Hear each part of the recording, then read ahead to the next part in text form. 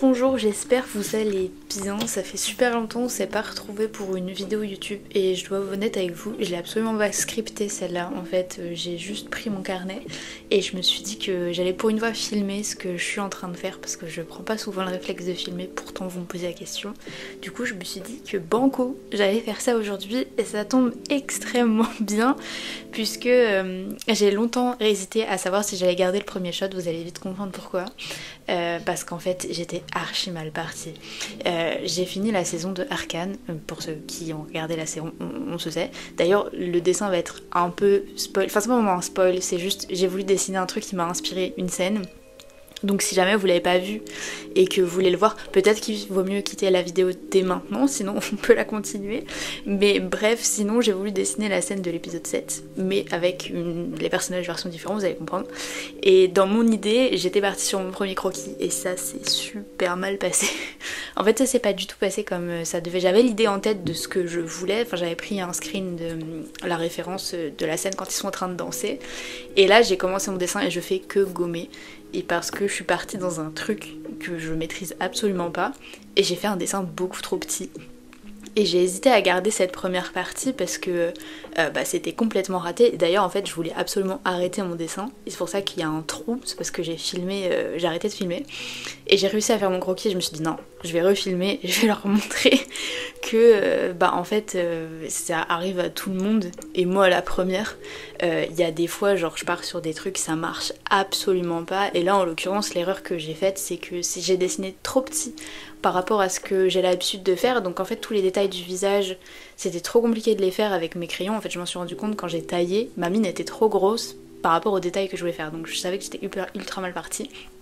Et les poses, en fait je vous avoue que j'étais stressée de filmer, du coup les poses c'était du n'importe quoi. Ça allait pas du tout, je partais dans des trucs et comme j'ai dessiné le crayon rose qu'il y a par dessus, c'est un crayon aquarellable donc qui s'efface pas, double erreur fatale, ça a été compliqué. Alors du coup j'ai tout refait. Ma base au crayon bleu, c'est un crayon bleu Faber-Castell effaçable, donc c'est comme un crayon de papier, ça s'enlève super bien. Et je me suis dit ok, cette fois réfléchis pas, reste dans ta zone de confort, fais les poses de perso plus grands et juste fais au crayon de papier par dessus, donc c'est ce que je fais. J'ai fait toutes mes poses de croquis au crayon bleu, je les structure et là ça a été beaucoup plus facile d'avoir plus entre guillemets de recul. Et ce que j'ai fait c'est que j'ai penché beaucoup plus, vous voyez en fait j'ai pas dessiné avec ma mine de crayon proche et tout genre très détaillé.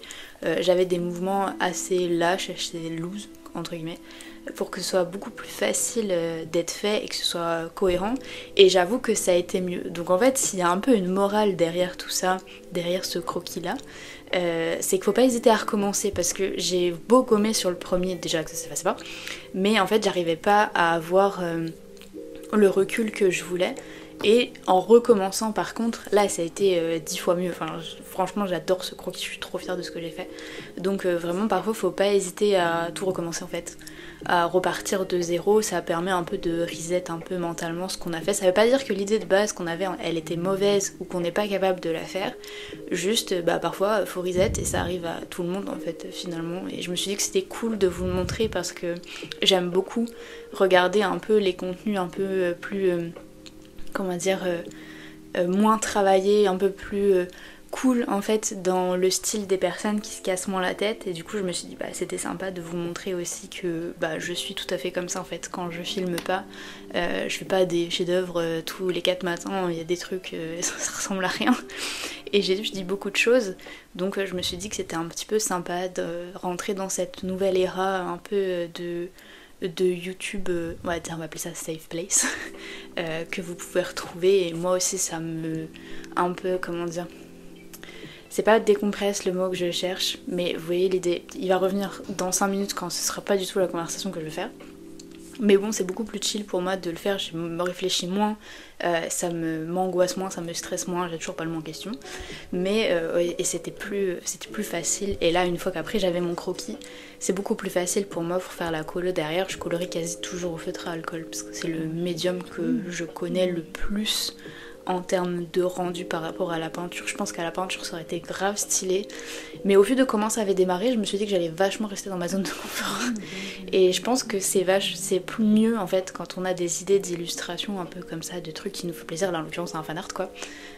Vaut mieux rester dans notre zone de confort à étudier un truc en question. Là en l'occurrence c'est un peu la notion de profondeur et de mouvement des personnages, etc. Ça servait à rien que je m'impose d'autres trucs et que vous imposiez d'autres trucs, au risque en fait de jamais réussir à faire l'illustration qu'on veut. Donc je pense que c'est mieux de faire comme ça, de rester dans sa zone de confort quand on veut faire ce genre de dessin, et de avoir juste une petite difficulté entre guillemets à la fois, et pas 46 parce que sinon ça fonctionne entre guillemets jamais. Et là pour le coup moi les feutres à alcool je les connais quasiment par cœur. Je connais très bien le médium. Alors là en fait mon carnet, si vous voulez, c'est un carnet Canson. Honnêtement je l'ai trouvé à Carrefour, vraiment grande surface. Je pense que c'est un des meilleurs carnets que j'ai, qui me fait le moins de blocage. Alors c'est pas le mieux pour les feutres à alcool. Je peux passer plusieurs couches sans souci. Maintenant l'autre côté de la page entre guillemets elle est foutue. Mais je peux passer plusieurs couches, ça se blende assez bien. Vous allez le voir, je passe plusieurs fois pour faire des dégradés, des changements de couleur. Maintenant le papier boit beaucoup et il y a un grain, donc c'est pas le mieux du top pour les feutres. Souvent c'est ce que je vous conseille, c'est du layout, mais celui-là comme il m'a coûté vraiment que dalle, je me rappelle plus mais il m'a vraiment coûté rien, et c'est du papier blanc. Et j'avoue que en tant que sketchbook papier blanc, je préfère en ce moment dessiner dessus. Je trouve que le rendu des couleurs il est plus sympa. Alors le layout il est blanc, mais vous savez les carnets de croquis classiques qu'on a l'habitude d'acheter, le papier il est plutôt jaune, et j'avoue que j'ai un peu de mal en ce moment. Du coup ce carnet je le ponce dans tous les sens et c'est vraiment mon carnet fave. Je fais de tout. Je crois que j'ai même fait un peu de peinture, mais genre aquarelle, mais sans plus. Le papier fait 120 grammes et c'est un Canson. La couverture elle est plastique rose, je l'ai sous les yeux. Je crois qu'il y a d'autres couleurs, donc si ça vous intéresse vous pouvez en trouver vraiment là-bas, et c'est super simple. Et le feutre fonctionne assez bien, et vous voyez que je passe plusieurs couches dessus pour avoir les rendus que je veux, parce que j'en ai besoin. C'est une des particularités du feutre, c'est que vous devez, en fait pour avoir le rendu final que vous avez envie, on n'a pas forcément toutes les couleurs, et là en l'occurrence j'utilise quasiment que des Copics, donc j'ai pas la collection complète, j'en ai pas mal, j'en ai acheté pas mal au fil des années, mais j'ai pas non plus les 320, je sais plus combien de couleurs. Donc quand j'ai besoin d'une teinte particulière, et même d'ailleurs si on a toutes les couleurs, il faut très souvent superposer les couleurs pour créer des sortes de nuances. C'est pour ça qu'en fait au tout début, enfin avant que je colorise là, j'ai profité de ce croquis tout moche là en haut pour faire mes tests de couleurs de superposition. C'est-à-dire que j'ai passé un gris, par-dessus un gris j'ai mis un violet pour savoir comment ça allait réagir, même si je me doutais un petit peu, mais pour voir si ça allait coller à la tonalité que j'avais envie de faire, parce que là le ton de l'illustration, parce que c'est inspiré de la série, c'est très rose en fait ce mood là. Vous voyez c'est très froid, c'est très rose, violet, etc. Et les couleurs que j'ai pas forcément ces filtres là parce que c'est fait au digital, donc au feutre on est obligé de passer plusieurs couches. Donc c'est pour ça qu'au début, par exemple mon gris, je vais utiliser, je crois que de mémoire c'est le C5 et le C7 les plus foncés là par exemple pour le pantalon. Je vais utiliser ceux-là, et en fait par dessus je vais venir rajouter, je crois de mémoire c'est le BV05, j'ai pas regardé l'écran mais ça doit être ça, le BV05, pour que ça ajoute à ce gris là une tonalité un peu plus froide de violet. J'ai fait la même chose avec la peau. D'habitude j'aurais utilisé des tons soit légèrement rosés, soit plutôt clair si j'avais dû faire Jinx, donc je pense que ça aurait été dans les E quelque chose. Là comme on est dans le ton qui est rose, j'ai utilisé beaucoup de rose, donc RV, notamment des clairs, et j'ai utilisé aussi beaucoup de violet pour les ombres, notamment l'ombre de la natte qui est sur son dos. Là je crois que c'est le V000, le V30 pour faire l'ombre encore plus, et il y a du R20 pour le côté rouge, mais pas rouge très vif, c'est un rouge assez léger que j'utilisais pour les ombres. Donc c'est pour ça que vous devez superposer et faire vos tests en amont. Déjà que j'étais mal partie sur le premier croquis, si en plus je pars mal sur ma colo, on est mal foutu. Donc vraiment faites vos tests avant. Moi je le fais sur ce papier là, et j'ai profité de ce sketch pourri là en haut, mais vous pouvez faire sur un autre bout de feuille du même carnet. Je vous conseille d'être sur le même papier, au moins vous aurez le rendu final, c'est plus simple. Et j'ai fait la même chose en fait pour le personnage de Echo, j'ai fait mes tests avant de couleurs pour être sûre que j'arrive à ce que je veux faire en termes de rendu et que j'ai pas une surprise en mode ah merde, pas fait le bon truc et vous voyez les tonalités qui vont pas dans le bon sens, etc.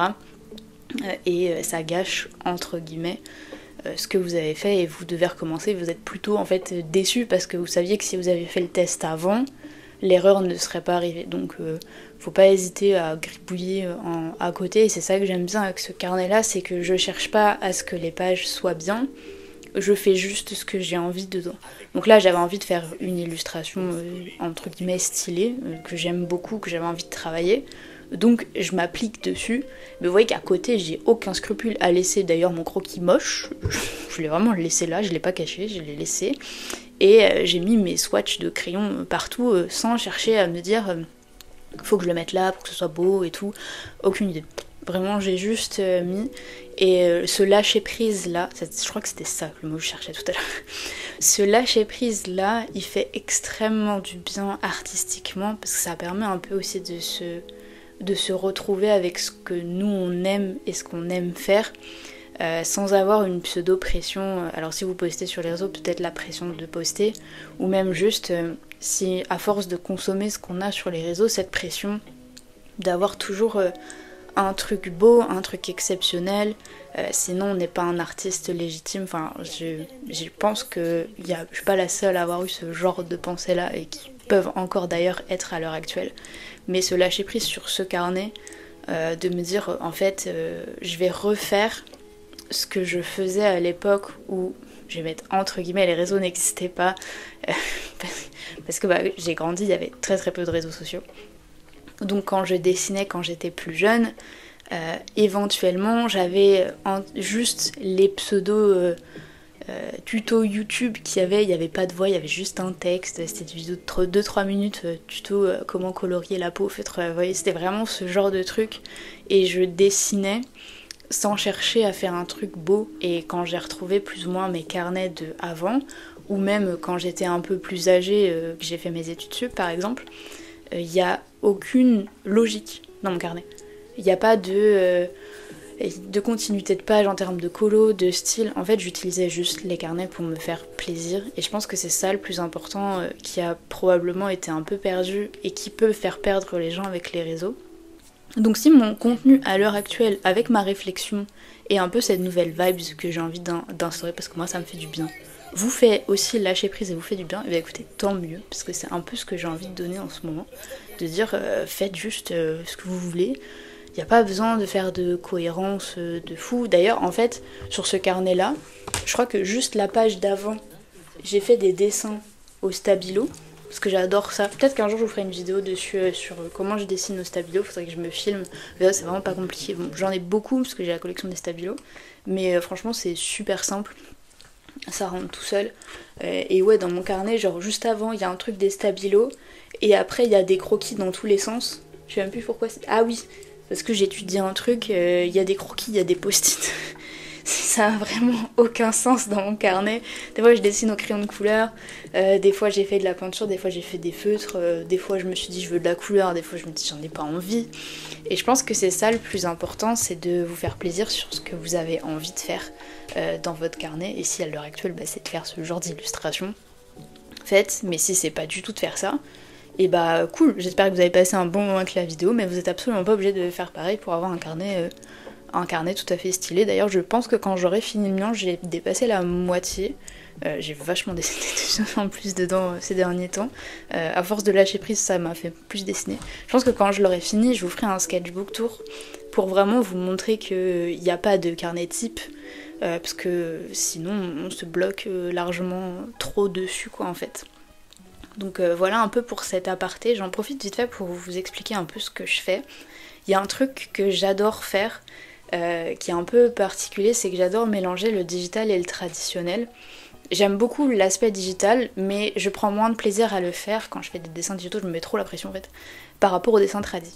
Mais il y a un truc que j'aime beaucoup dans le digital, c'est les effets, comme le film là, l'extrait que j'ai mis. Vous voyez les trucs de flou, les effets de lumière et tout, et ça, faire au feutre, c'est une galère, je sais pas faire en fait. Donc je mélange les deux pour faire un peu, je prends mon croquis qui fait au tradi, je le clean, c'est-à-dire que je fais les plans. J'ai divisé Jinx et Echo pour les mettre devant, et je retravaille le fond pour que je puisse refaire cet effet de flou et cet effet un peu... il n'y a pas vraiment si, il y a en fait un peu. Genre cet aspect un peu vignettage en fait autour, donc c'est-à-dire que les coins ils sont plus foncés pour que ça fasse ressortir les personnages qui sont devant.